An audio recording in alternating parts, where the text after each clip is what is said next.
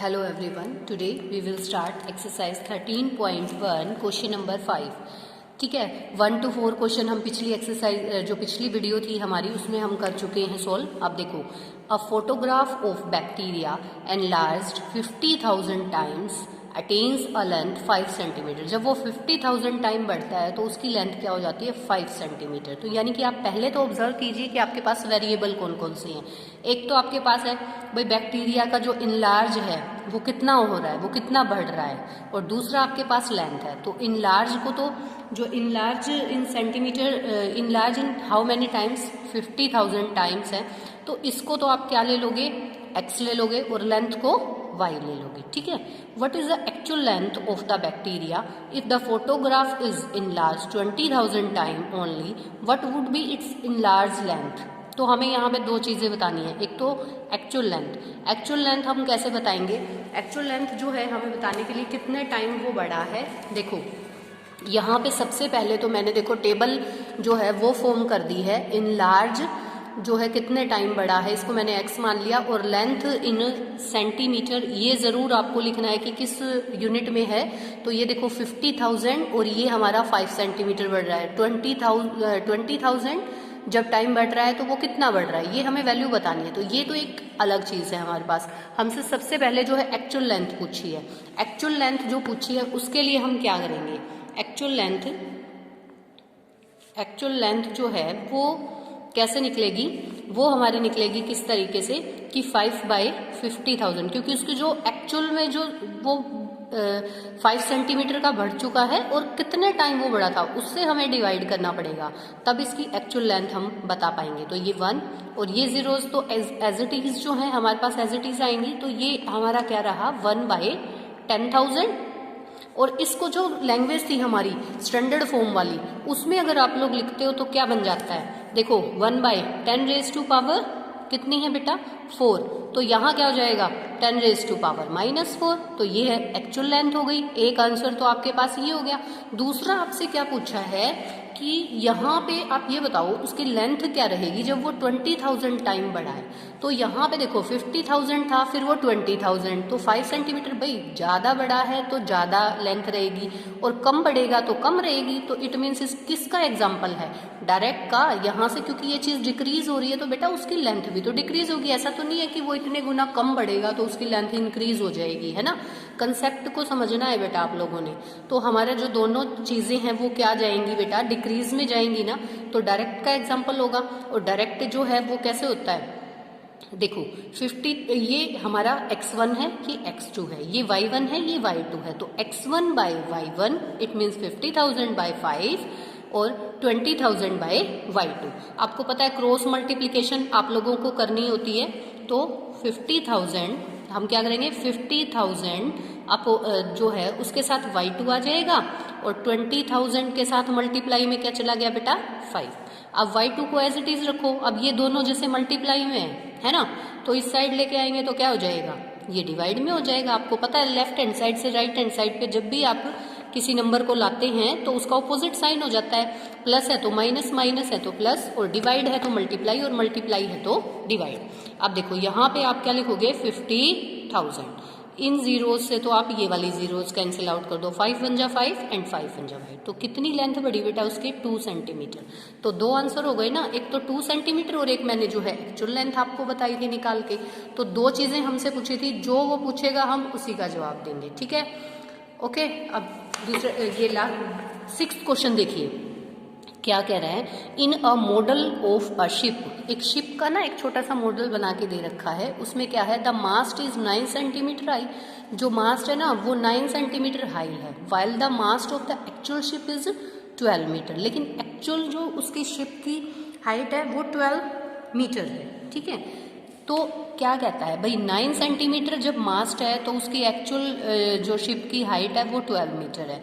If the length of ship is 28 metre, अगर 28 metre है तो बताओ कितना जो है उसका मास्ट जो है वो कितना होगा. यानी कि हमसे क्या पूछा है बेटा, एक्स की वैल्यू पूछी, हाइट ऑफ मास्ट ही पूछा है इसके अंदर, तो हम बता देंगे, कोई दिक्कत ही नहीं है. इसमें दो चीज़ें आप केवल ये ऑब्जर्व रखा करो भाई चीज़ें क्या है, एक तो हाइट ऑफ मास्ट है, ठीक है, और दूसरा आपके पास एक्चुअल शिप की जो हाइट है वो है.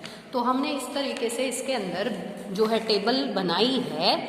Height of mast in x, in centimetre में इसको एक्स मानेंगे। लेंथ ऑफ शिप जो है वो वाई इन मीटर है। तो यहाँ बार बार सेंटीमीटर और मीटर लिखने की ज़रूरत नहीं पड़ेगी आपको, अगर यहाँ शो कर देते हो तो ठीक है। तो 9 सेंटीमीटर तो 12 मीटर है बेटा एक्स, यानी कि यहाँ पे हमसे वैल्यू पूछी जबकि वो 28 मीटर है तो क्या रहेगा, तो ये x2 की वैल्यू बतानी है आपको, ठीक है, x2 की। तो ये डायरेक्ट का एग्जांपल है ना बेटा। 9 सेंटीमीटर है तो कितना रहेगा, 9 सेंटीमीटर है तो देखो ये 12 है। अब 28 हो गया तो ये भी तो ज़्यादा होगा, तभी तो ये 28 होगा। इट मीन्स दोनों चीज़ें जो है किस में जा रही हैं, इंक्रीज हो रही हैं, है ना, बढ़ रही हैं। तो देखो x2 तो एज इट इज यहाँ रहेगा, 9 इंटू 28 इसके पास से उठ के यहाँ लेफ्ट हैंड साइड पे आएगा, ये हमारा 12, ठीक है, ये x2। तो अब देखो इंटरचेंज करेंगे तो x2 is equal to 9 into 28 upon 12, पूरा का पूरा उठा के एक्सचेंज कर दिया हमने, इंटरचेंज कर दिया, सॉरी एक्सचेंज तो नहीं। 3 की टेबल पे अगर मैं कैंसिल आउट करती हूँ, यहाँ 3 यहाँ 4, 4 बन जा 4, 4 7 जा, इट मीन्स 21 सेंटीमीटर। अगर मास्ट की जो हाइट है वो 21 सेंटीमीटर होगी तो शिप की जो एक्चुअल लेंथ है वो आपकी 28 मीटर बनेगी, ठीक है। क्लियर है ये वाली चीज़, देखो इस तरीके से मैंने किया। क्वेश्चन नंबर 7 पे आइए, क्या कहता है, suppose 2 kg of sugar contains 9 into 10⁻⁶ crystals. भाई अगर 2 किलो शुगर है यानी वेट ऑफ शुगर गिवन है और क्रिस्टल की मात्रा जो है वो गिवन है, क्रिस्टल गिवन है आपको ये, ठीक है। तो how many sugar crystal are there in 5 kg sugar, तो 5 kg शुगर दे दी, क्रिस्टल पूछ लिया, यहाँ भी शुगर दे दी, क्रिस्टल पूछ लिया। तो 2 पार्ट्स हैं हमारे पास, तो फर्स्ट पार्ट को अगर सोल्व करेंगे तो देखो किस तरीके से जो है टेबल हमारे पास बनेगी। फर्स्ट पार्ट में हमारे पास देखो number of sugar crystal, sugar crystal कितना है, 9 इंटू 10⁻⁶ है, तो कितने केजी शुगर में, 2 kg में, तो x2 ये हमें नहीं पता, और 5 kg शुगर में कितना होगा, तो जो ब्लैंक है ना उसको वही नाम दे दो, कोई दिक्कत नहीं है।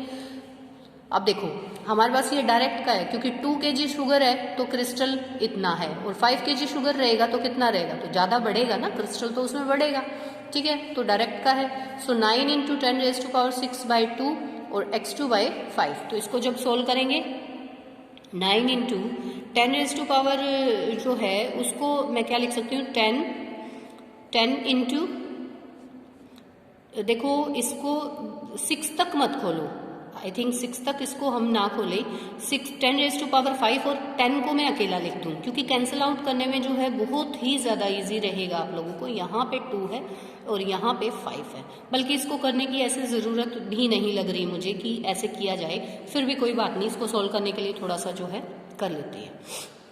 देखो अब 2 1 जा 2, 2 5 जा, तो ये हमारे पास जो है ये बन गया, ये तो पावर में है बेटा, ये कैंसिल आउट होके 5 आया, 5 5 जा 25, 25 9 जा 225 हो जाएगा, 225 इंटू 10⁻5 है ना, इक्वल टू x2। लेकिन ये जो कंडीशन है हमारे पास ये सही नहीं है। क्यों नहीं है बेटा, क्योंकि हमें जो आंसर है वो स्टैंडर्ड फॉर्म में देना है ना।